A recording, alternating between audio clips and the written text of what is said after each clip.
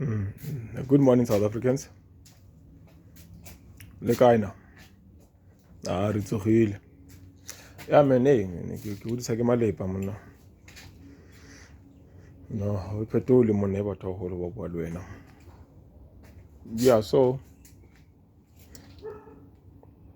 on the objective here, this podcast or this video, is to celebrate the South African Constitution. And then I was thinking, if one cost, the rights enshrined in the Constitution, from cradle to grave, how much does it cost, and then I'm actually thinking, this way, just trying to link the come up of the 1820 settlers, I mean, we read in history books that in 1820 we had, British, residents or citizens, shipped into South Africa, for residents, because there was overpopulation in Europe. That's how I understand it.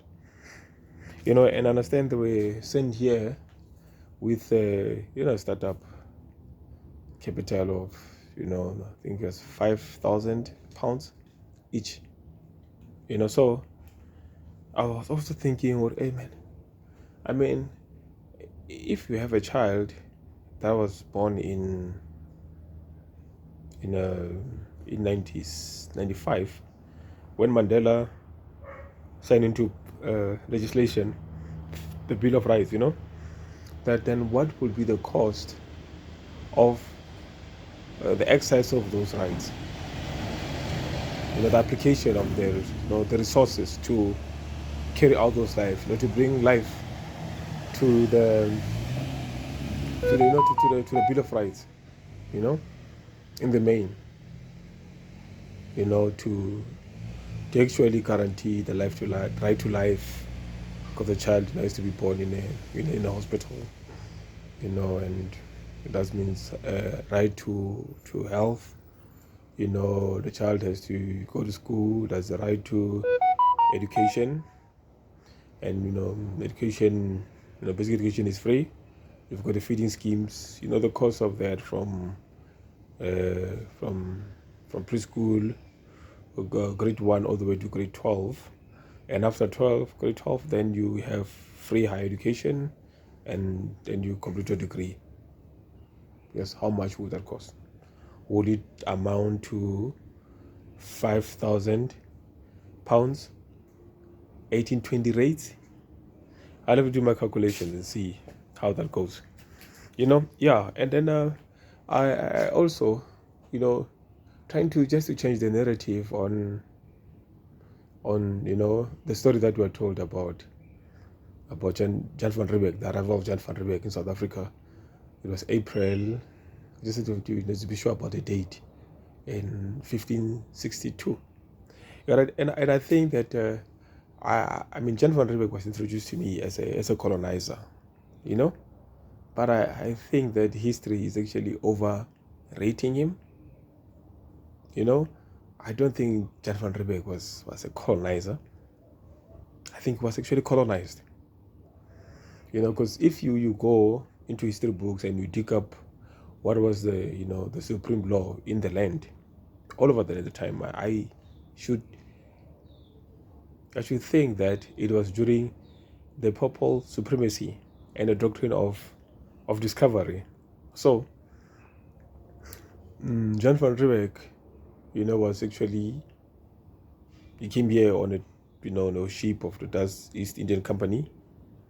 Well, left to check if he actually owned the company, or if he held shares in the company, or if he was a captain, or if he's the captain, then did he take a subcontract? Was he on tender to come to site? But in any event, I look at Jan van Riebeeck as, a colonized person. All right? And then And I'm talking about Gentleman Rebek as a colonized person, because you're going to have to be colonized to colonize. Because when you are colonized, you become an embodiment of the empire. So you've got the rights and obligation that the empire exerts. That is, if you've got endorsement from the Pope, like a letter, a deed of some sort that gives you autonomy over the people that you find you find living in the indigenous people. You're coming in with the powers of the Pope, the doctrine of discovery. Then you discover people. All right, so I thought it was very important for me to mention that, and also let's take up like this figure. That's also, I believe, that it gets overrated, like Cecil John Rhodes. I mean, I find Cecil John Rhodes in my history books. As an 18-year-old boy, was frail. He was suffering from illness. I think he had chest problems, and then they moved him from Britain, because it was cold there, to come to sunny Africa. He can't say as an 18-year-old and trying to get stronger and all that. And then what happens around the time that he comes to South Africa, when he comes of age, then you've got discovery of the diamonds in the in Kimberley. And later off, we're gonna have, like, say, discovery of gold in Johannesburg. Yeah. So let's look at this guy, Cecil John Rhodes. So he starts as a hustler, then he becomes an entrepreneur. He gets involved with the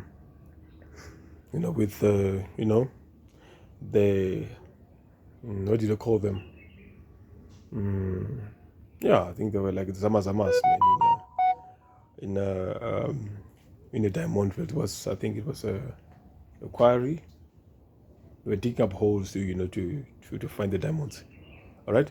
So what had happened is that, like, now he gets endorsement from the Queen. Just to find out which queen was that. Was it Queen Victoria? Which queen was that? I just have to find out, just to so that I give you the facts. So what happened is that, like, now he gets the backing of the Queen. He gets capital. Then they buy out small mining companies. Then they form a monopoly. So he got money from Britain, and also understand also the banks also got involved. It's an American bank that also got involved. So basically what I'm saying is that Cecil John Rhodes achieved what he achieved because he was colonized by the powers that be at the time.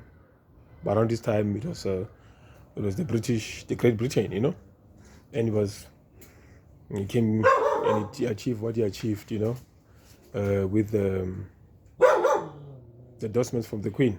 We just have to find the right documents and the right description of the document, the deeds that he used to achieve what he achieved. So now, I'm sharing this information, with the youth, the kids that are now doing their matric, or they finish their matric, they're studying life, at university, doing their first year, second years, they're like undergraduates, So I'm saying to them, Emana, my sister,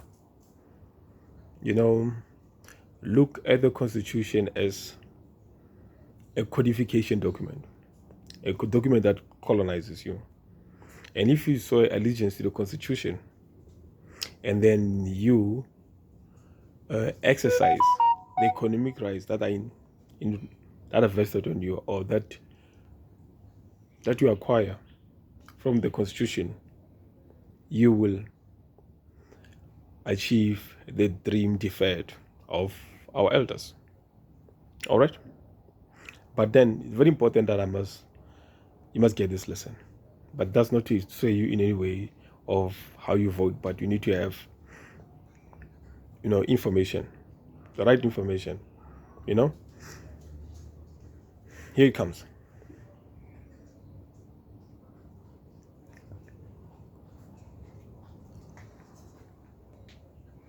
The Constitution of South Africa, if it's a structure, sits on pillars. Let's talk about the rule of law, the supremacy of the Constitution. We look at property rights. We look at independence of the media. And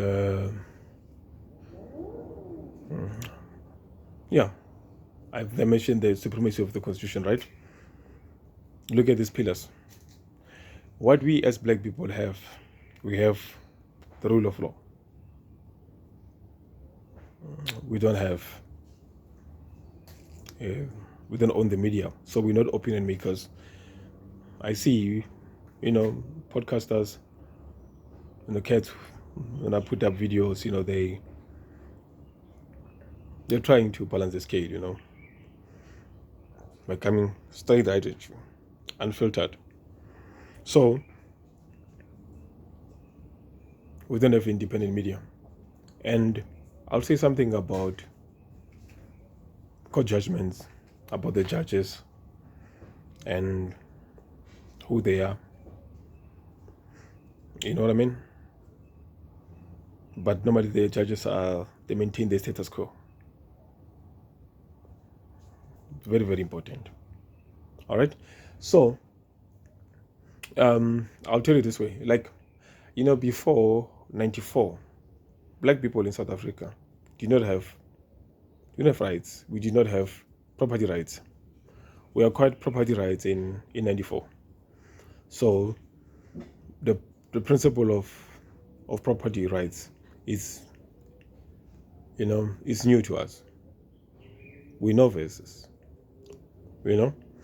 but now, before that, you had a white socialist government from 1909 all the way until 93, where the socialist white government, which was built on white supremacy. So what happened was that the whites in South Africa, from 1909 until 1993, they distribute the wealth of the country amongst themselves, only themselves. They did that through job reservation, and preventing or passing laws that prevented black people from participating in the economy, in mining and so forth, So, and then when they left government in 93, when the Mandela government came in, the treasury was actually zero. It was actually in debt. The country owed millions, if not billions, in government employee, fund.